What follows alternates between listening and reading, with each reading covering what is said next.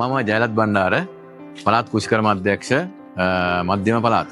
සෙප් වැඩසටහන ගැන මම කියනවා නම් ඉතාමත්ම හොඳ වැඩසටහනක්. මේක ප්‍රධාන වශයෙන්ම සැපයුම් ජාලය නැත්තම් ගොවීන්ගේ නිෂ්පාදනවල අලෙවි කරන්නේ සහ අලෙවි ඇති වෙන ගැටලුවට විසඳුමක් විදිහට ඇවිල්ලා තියෙන හොඳ වැඩසටහනක් මේක.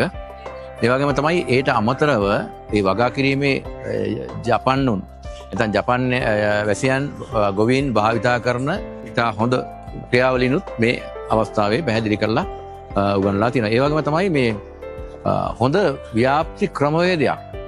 හොඳ ව්‍යාප්ති ක්‍රමවේදයක් ඇත්තටම ගොවීන්ගේ අවශ්‍යතාවයන් අනුව ගොවීන්ට අවශ්‍ය දේ ඉගෙන ගැනීම සඳහා සකස් වෙච්ච ප්‍රෝග්‍රෑම් එකක් මේක.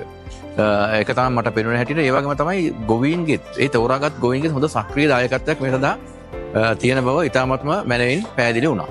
එතකොට අනිත් එක තමයි මට කියන්න තියෙන්නේ දැන් මේ එතකොට මේ ප්‍රෝග්‍රෑම් එක ඇත්තට මේ අවුරුද්දේ අවසන් වෙනවා. අවසන් වෙනවා. ඉතාමත් හොඳ ප්‍රෝග්‍රෑම් එකක්. හොඳ ව්‍යාප්ති වැඩසටහනක් එක යන ප්‍රෝග්‍රෑම් එකක්. මේ ප්‍රෝග්‍රෑම් එක කොහොමද ඉස්සරහට සස්ටේන් වෙන්නේ නැත්නම් අකණ්ඩව මේක ගෙනියන්නේ කොහොමද කියන ප්‍රශ්නේ අපිට තියෙනවනේ. ඔව් ඒක ප්‍රශ්නයක් නෙවෙයි ඇත්තටම අපි ගැප් වැඩසටහන වගේම ඉදිරියේදී කුෂිකර්ම දෙපාර්තමේන්තුව විශේෂයෙන් පළාත් කුෂිකර්ම දෙපාර්තමේන්තුව අපේ වැඩසටහන් වලදී ගැප් වැඩසටහන වගේම මේ වැඩසටහනත් ප්‍රධානම අංගයක් විදිහට අපේ කෘෂි ව්‍යාප්ති කටයුතු වලදී භාවිතා වෙනවා. ඒ කියන්නේ මේක අකණ්ඩව සිද්ධ වෙනවා. ඒ වගේම තමයි මේ තව දුරටත් වර්ධනය කරමින් සිදු කරන්න බලාපොරොත්තු වෙනවා.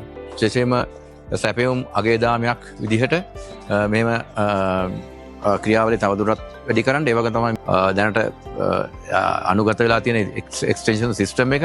ඒ කියන්නේ මේ ව්‍යාපෘතීන් හඳුන්වා දුන්න එක්ස්ටෙන්ෂන් සිස්ටම් එක අකණ්ඩව ඉදිරියට කරන්න යන්නත් අපි බලාපොරොත්තු වෙනවා.